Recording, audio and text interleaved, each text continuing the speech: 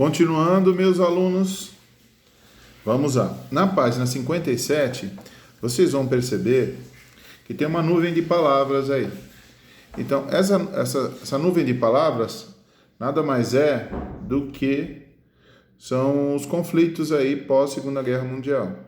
Vocês vão observar aí que tem conflito no Afeganistão, tem conflito no Paquistão, tem questões de território a serem resolvidas, obviamente por isso que gerou conflitos.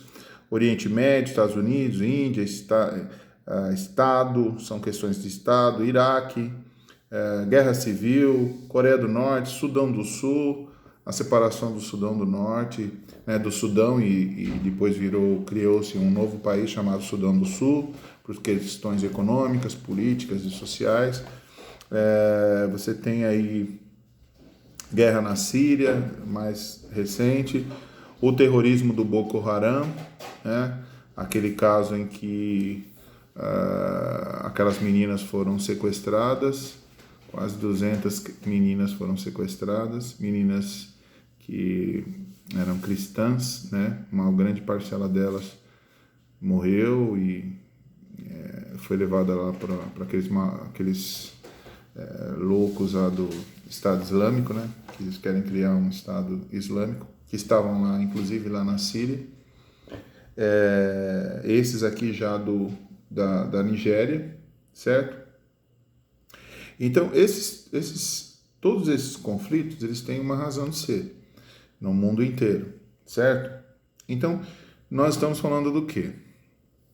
O tema aqui da nossa aula seria choque de civilizações. Tem alguns autores que concordam com isso e outros discordam, né? Então, nós vamos analisar isso aí direitinho.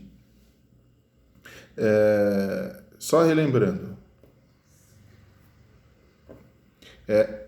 são alguns conceitos, né, e por que eles ocorrem? Eles são em decorrência tanto de guerras quanto do processo de globalização. E esse choque de civilizações seriam choques culturais, choques econômicos, a visão de mundo diferente, a forma de ser diferente, a cultura diferente, uma cultura tentando se impor sobre a outra. Então, todos esses conflitos têm muito a ver com o processo de globalização, né? Esse processo que ele é econômico, fortemente econômico, é um processo que às vezes ele se coloca de uma forma positiva, principalmente nas propagandas, na publicidade, mas na prática ele não é tão positivo assim, né? Então há muitos conflitos decorrentes desse processo também. Aí no caderno do aluno de vocês, lá embaixo está escrito assim, na página 57, a teoria do choque de civilizações, né? Então esse processo teria se constituído a partir do final da Guerra Fria, de 91. Só relembrando esse conceito de Guerra Fria. O que era a Guerra Fria? Foi um período de enfrentamento político, econômico, não de guerra, entre Estados Unidos e seus aliados, principalmente Estados Unidos contra a União Soviética. Esse período aí vai de 45 a 91. Muito embora aí na apostila de vocês esteja anotado 47, é de 45 a 91. Pós Segunda Guerra Mundial, o mundo é dividido em dois polos de poder. Um mundo bipolar, que foi Estados Unidos e seus aliados do lado capitalista e União Soviética e seus aliados do lado socialista. Pós-Guerra Fria, pós aquele período em que havia pouca negociação, pouca política e mais enfrentamento, não de guerra de bomba atômica, mas uma política que era uma briga quem queria mandar no mundo e qual sistema econômico seria mais fundamental. E nós sabemos que o capitalismo, nesse ponto, ele derrota o suposto socialismo, que foi, na verdade, uma grande ditadura, mas assim, o socialismo real nunca aconteceu, muito menos o comunismo. Mas isso é um outro assunto para um outro momento, certo? Então, tem um autor chamado Samuel P.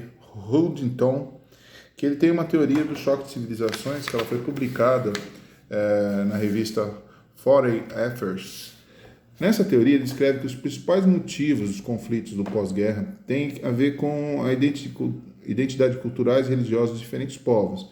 Então, esse conceito dele é que haveria um choque entre essas civilizações, né, do ponto de vista espacial e cultural.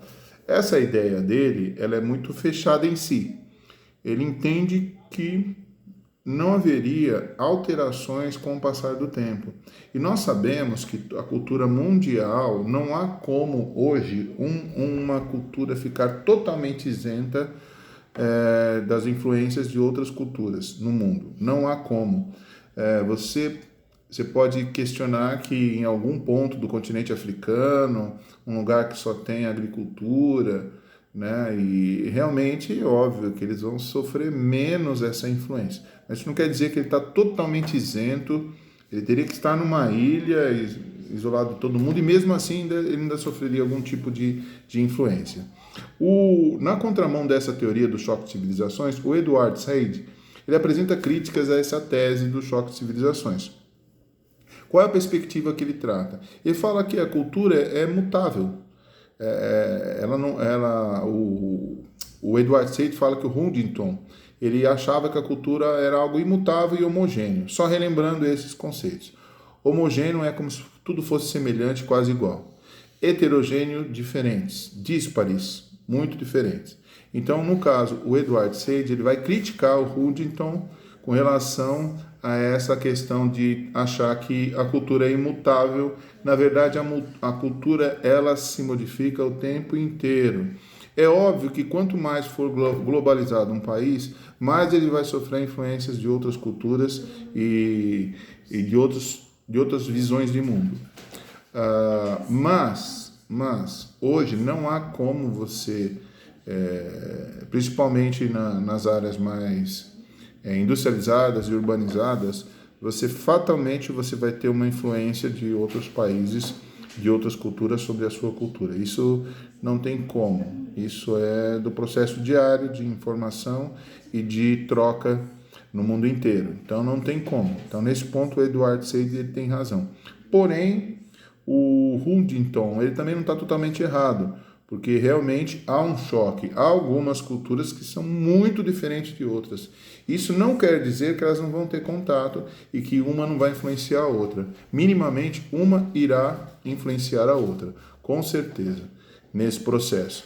Então, os fluxos mundiais permitem também esse processo, eles potencializam esse processo. Então, é quase impossível uma cultura se manter totalmente isolada das outras. Não tem como, né? Então, o intercâmbio cultural potencializa isso, a globalização potencializa isso, e naqueles casos mais extremos de dominação cultural de uma cultura sobre a outra. Um processo também que impulsiona muito isso, nós temos ainda, hoje, no século XXI, ainda nós temos alguns países que dependem muito de uma outra cultura.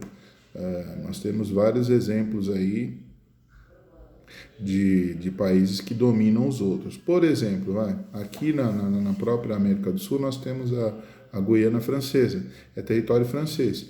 Ela foi colonizada pelos franceses, então ela depende muito da França. Então nós temos outras ilhas aí que são de domínio norte-americano, nós temos vários exemplos no mundo.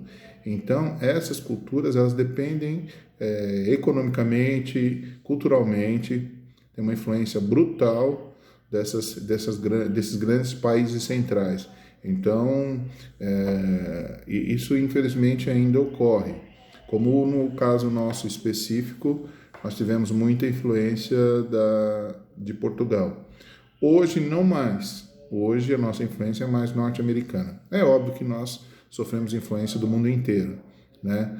Mas tem alguns lugares do nosso país que sofrem mais esse processo. Muito embora sejamos heterogêneos, nós sofremos sim influência diária nesse processo de globalização o tempo inteiro, pela internet, pelos filmes, pelas séries, pelos